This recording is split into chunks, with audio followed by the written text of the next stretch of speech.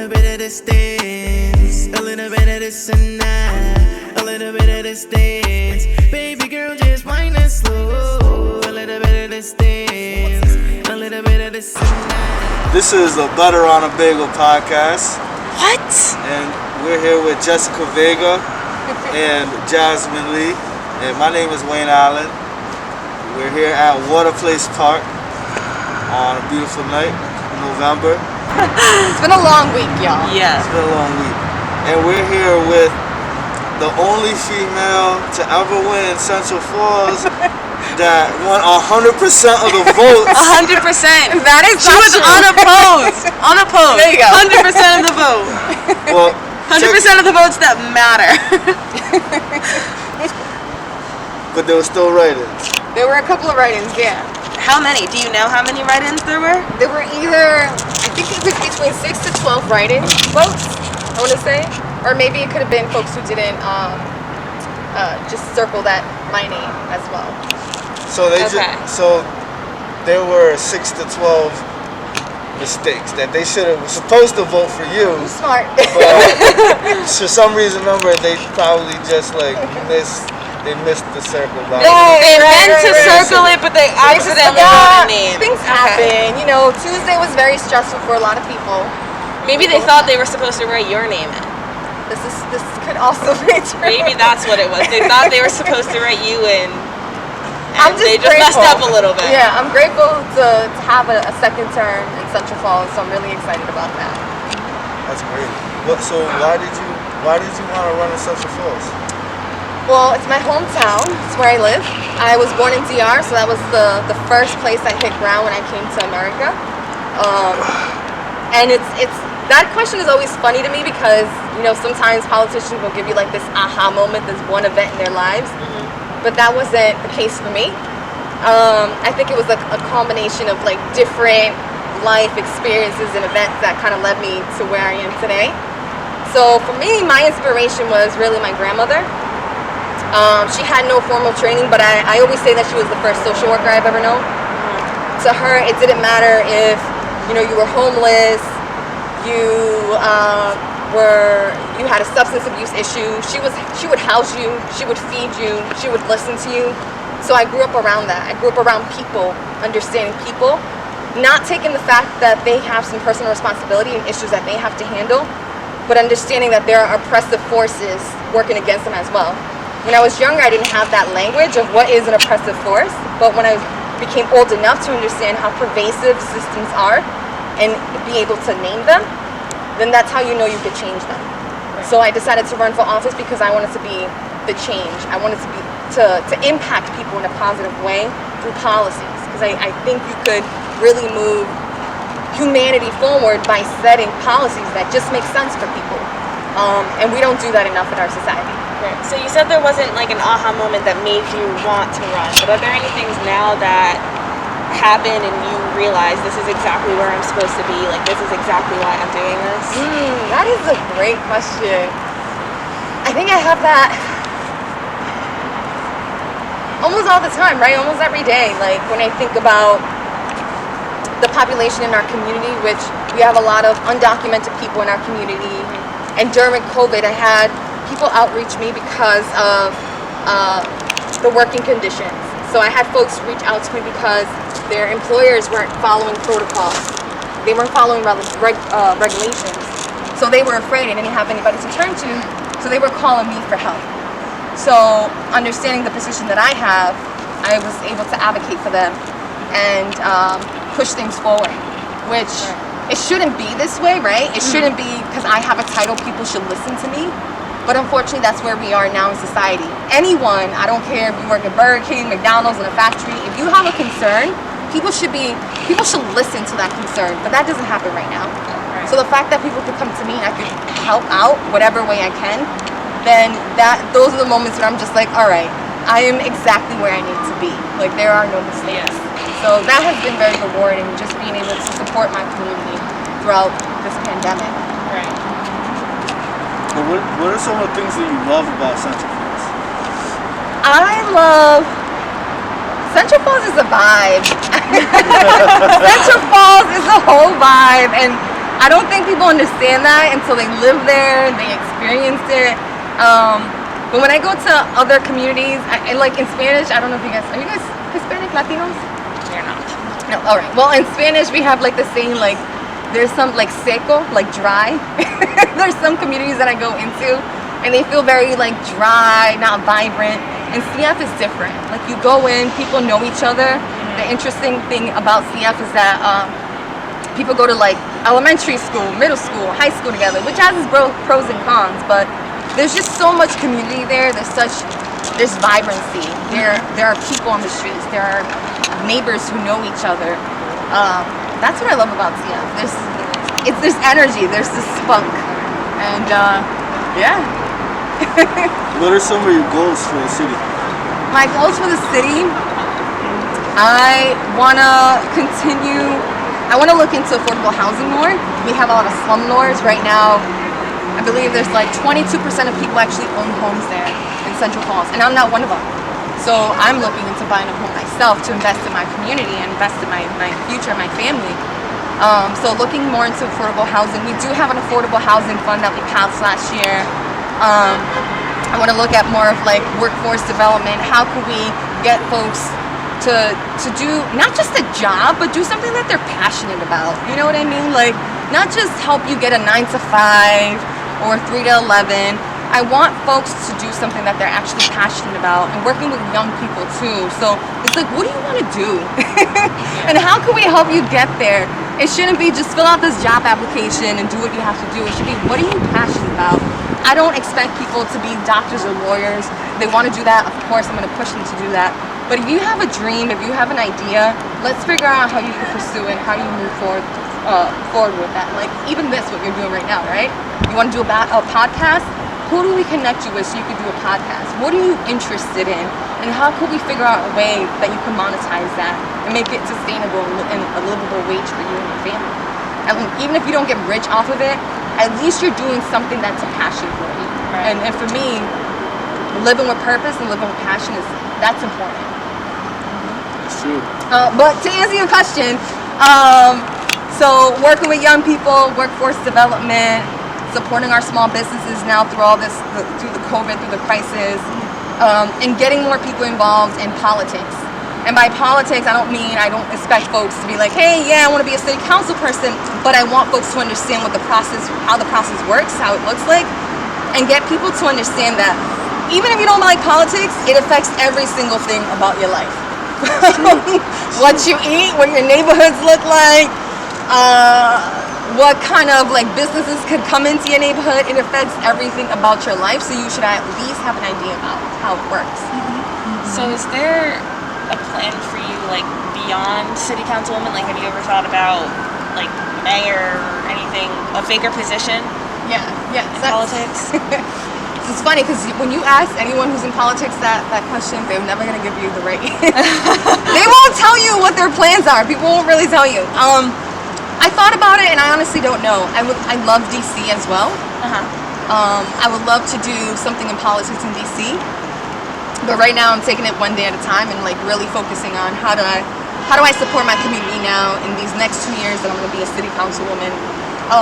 And then when that bridge comes, if those opportunities come, I would gladly step up to the plate. But for right now, I'm really focused on the present moment. Right. What got you into doing politics out here? Like I said, I think it was my grandma. It was just, I love the idea, not the idea, but I love fighting for the underdog. I love community. I'm big on community. I'm big on family. And I'm big on empathy. And I think that's what's missing in the world today, unfortunately. It's been a rough week for a lot of people, empathy. So, and again, for me, it's what policies can we set in place by working with community? What does the community want? What policies do we set in place so we can help them move forward? So you said you came here from the DR. How old were you when you left? Oh, I was a baby. I was 3 years old, so I don't really remember much from being out there. Do you have any siblings? I do. I'm the middle child. I have an older sister, and I have a younger brother. Okay. So I mean, obviously you said you don't remember, but you have family members that do remember. Like, what was it like to grow up with the stories of there and sort of think about how it compares to your life here?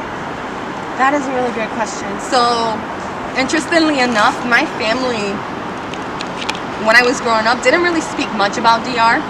Besides like very surface level stories.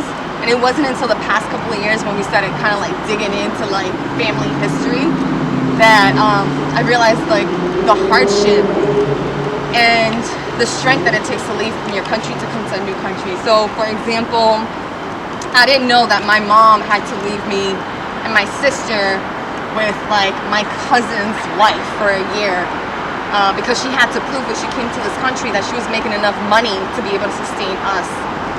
So after a year, apart from her children, she was able to bring us to this country. Growing up, just learning that I had two uncles who died going on a boat, or how do you say it? Una lancha, I think they call it in Spanish. It's like this little boat. I think of it like a little rowboat or whatever. They were trying to cross to Puerto Rico and they ended up drowning. So stories like that, when you think about like what immigrants have to go through because they're trying to get a better life.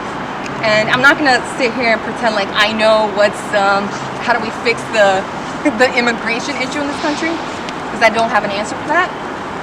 But I don't think that people are coming to this country because they're rapists or murderers or killers. They're coming here because they want a better life for themselves and for their families.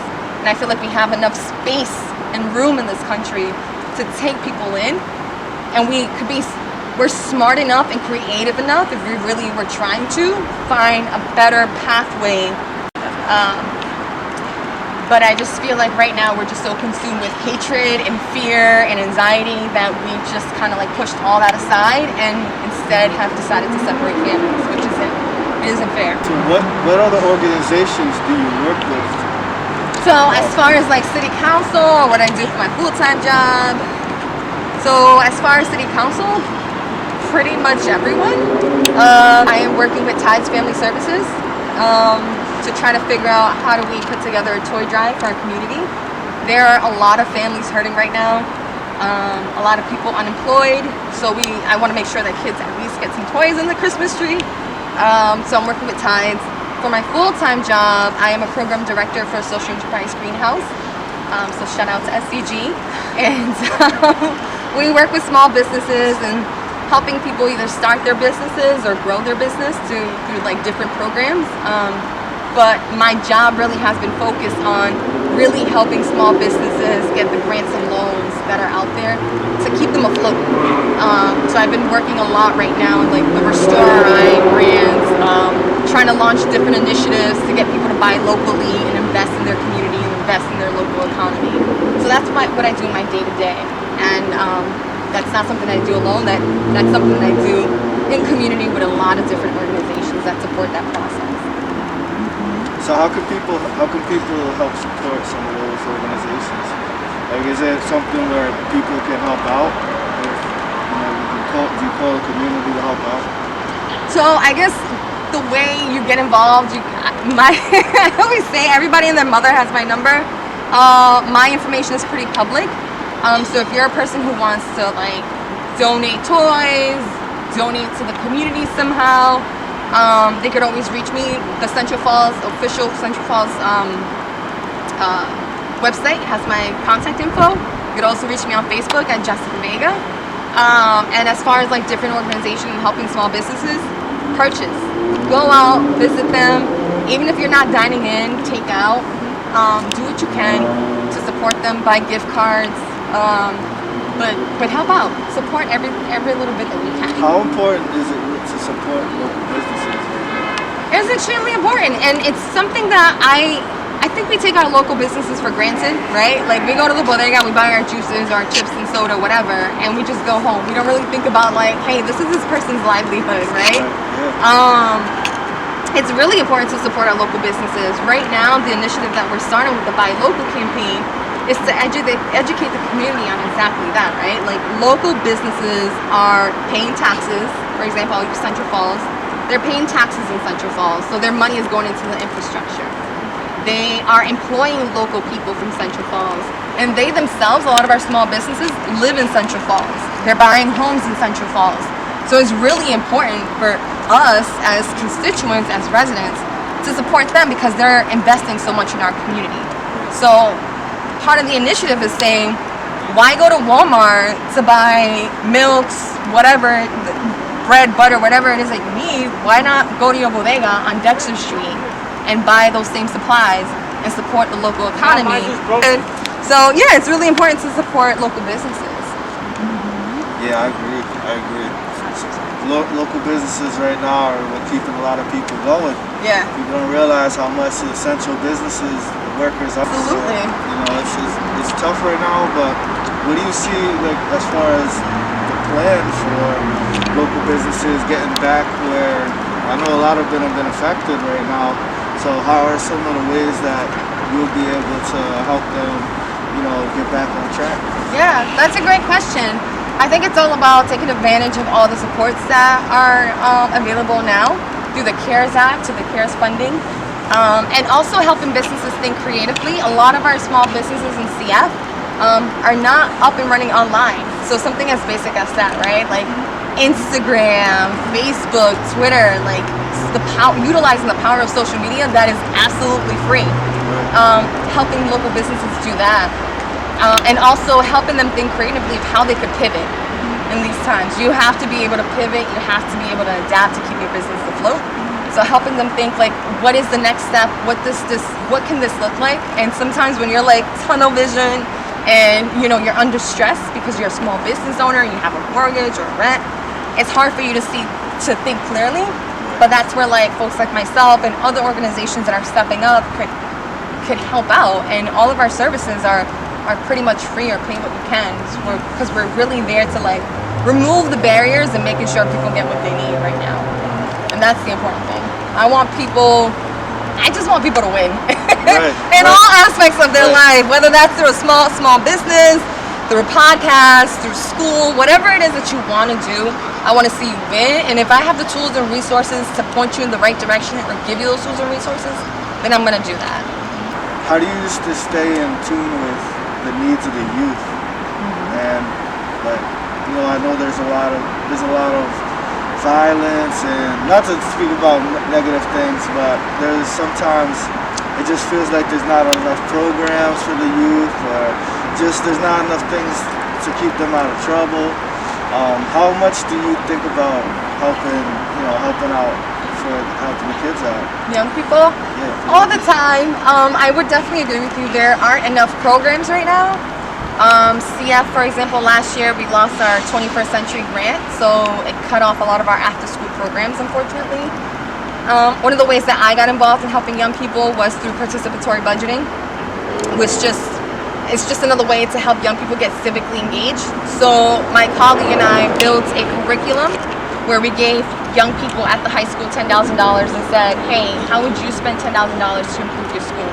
And we taught an actual class connected to that money where we talked about democracy, we talked about institutional racism, we talked about the power of a single narrative.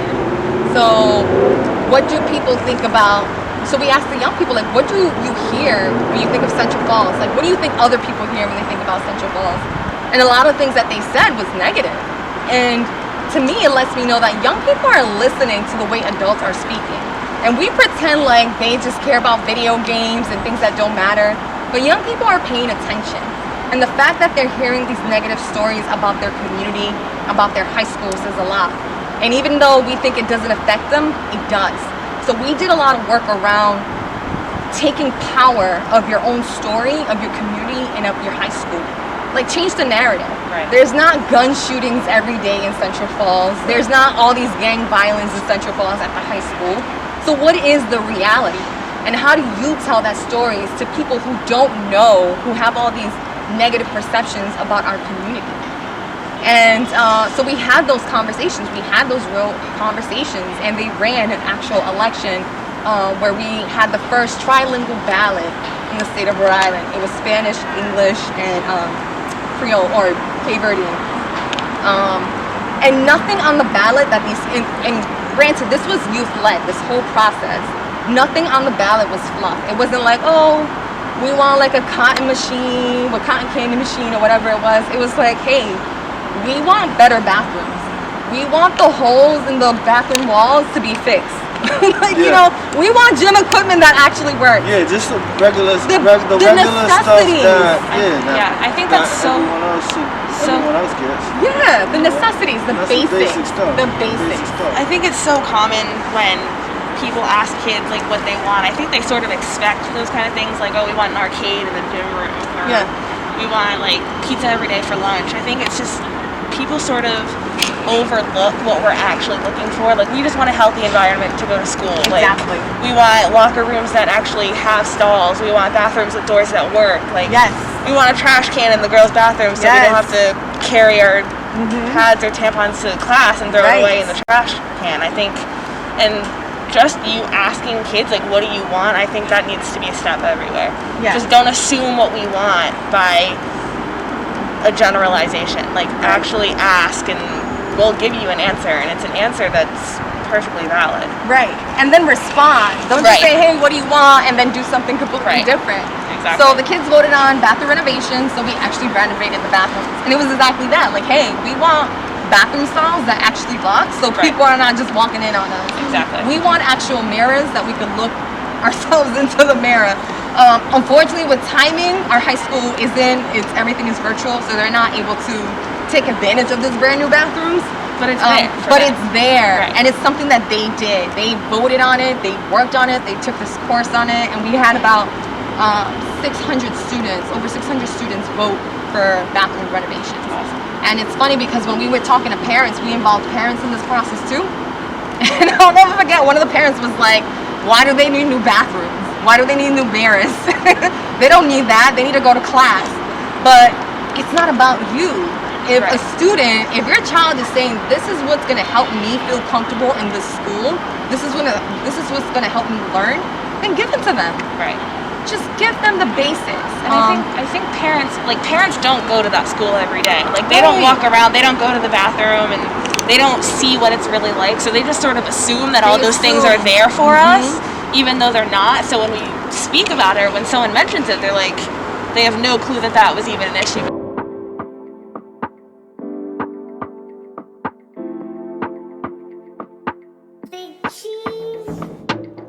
A little bit of this dance, a little bit of this and that, a little bit of this dance. Baby girl, just wind it slow. Thanks for tuning in to Butter on a Bagel podcast. This concludes part 1 of our interview with Councilwoman Jessica Vega from Central Falls, Rhode Island. And if you do happen to like what you see, don't forget to drop a like and subscribe to our page. Thanks very much. And don't forget, Butter on a Bagel podcast. What?